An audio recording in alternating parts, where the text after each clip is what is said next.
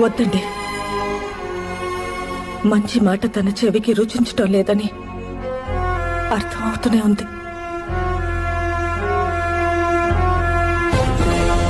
అమరేంద్ర బాహుబలి, నీ ముందున్నవి 2 దారులు. మహోజ్వల చరిత్ర కలిగిన మాహిష్మతి సామ్రాజ్య సింహాసనం కావాలా, ఈ వంచకి దేవసేన కావాలా?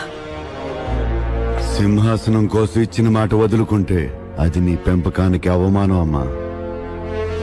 నేనిచ్చిన మాట తప్పను.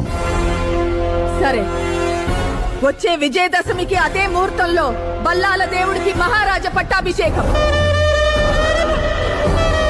సర్వ సైన్యాధ్యక్షుడి హోదాలో బాహుబలి పర్యవేక్షణలో ఆ మహోత్సవం జరగాలి.